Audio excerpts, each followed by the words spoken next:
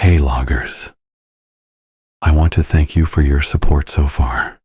Together we can build a wonderful community and expand this creepy universe even further.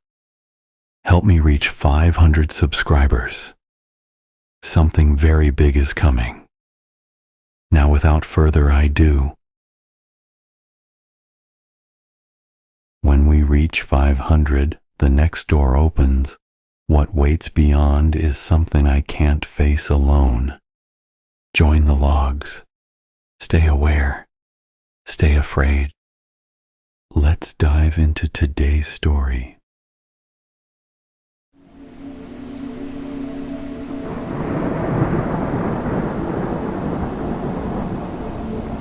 It started with the TV. A flicker, maybe, barely noticeable.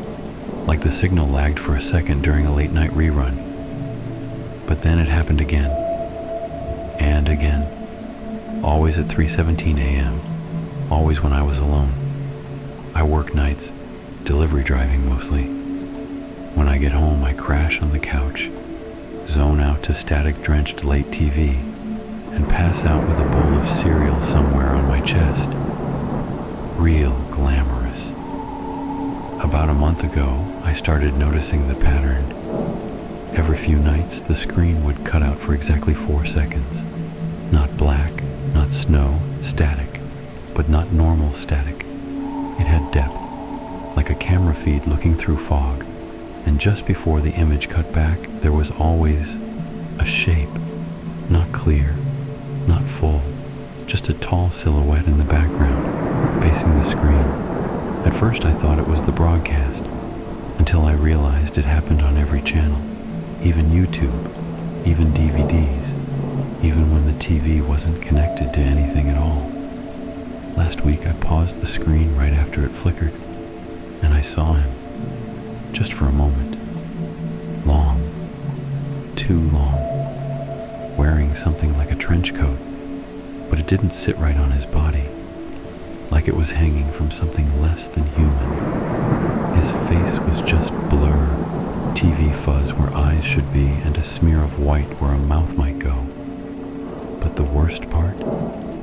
He wasn't in the show. He was in the reflection, on the glass, standing behind me.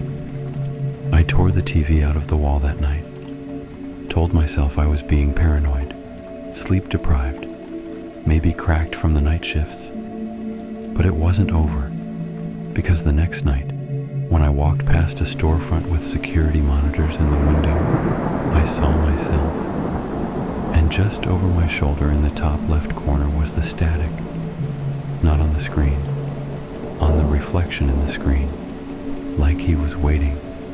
I haven't been sleeping much. When I do, I dream of old test patterns, of numbers burned into the edges of my vision. 317, 317, always 317. I wake up with dried blood under my nose. Once I found an antenna in my bathroom sink, bent, still warm. My phone doesn't take photos anymore. Every selfie I try comes back blurred with that same silhouette in the corner. I haven't seen my own face in days. 2 nights ago, I heard it. A low hum, like dead air, turned up to full volume. Not outside, not on a device, inside my head. And beneath the hum, a voice. Not loud, not even words. Just static, trying to form a shape, trying to form me. I think he's learning how to come through. Not just into the screens, but out. 3 nights ago, I smashed every reflective surface in my apartment. TV, gone. Bathroom mirror, shattered. Phone screen, hammered to dust. It didn't help. He found new ways. I saw him on the inside of a soup can, on the metal of a butter knife, in the black, blinking eye of my microwave. And last night, he spoke. It wasn't words, not at first. It was like a dial-up modem whispering inside my skull. Pulses of distorted data translated directly into thought. Felt like ice sliding down the back of my teeth. He asked, "Do you remember when the world ended?" I said nothing. He said, It's still ending. You just haven't tuned in yet. At 3:17 a.m., the power cut. Every bulb went dark. My backup battery dead. My wristwatch reversed time, ticking backwards in perfect sync with the static crawling up the walls. I tried to leave, but the doorknob turned to sand in my hand, and the hallway outside my apartment had become a broadcast studio. But wrong. Wires like vines, old CRTs stacked to the ceiling, all displaying me from angles I couldn't understand.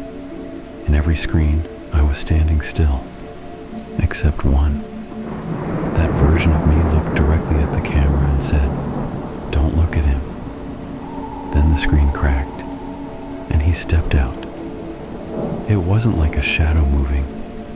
It was like signal bleeding into reality, the fabric of the room warping like old VHS tape.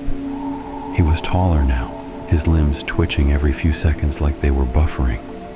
His face, or what replaced it, was a spinning dial of static light, sometimes showing my own mouth, and he pointed at me, slow, broken, and the walls screamed. I don't mean metaphorically. They screamed, a layered howl of modem screech, TV snow, emergency broadcasts, and whispered versions of my name on repeat. "You're the only one still watching," he said. "Come through." I ran. I think I ran. I don't remember the door. I just remember the sound of glass breaking in reverse, of being pulled inward while falling outward.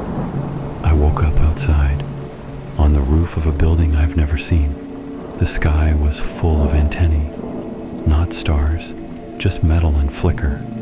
The moon blinked, and now I can hear everything.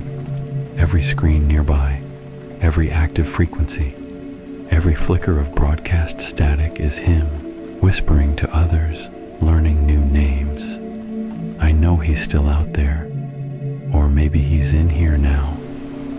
I haven't seen my reflection in days, but earlier I passed a bus shelter and saw the ad screen flicker, and the man in the glass wasn't walking the same direction as me.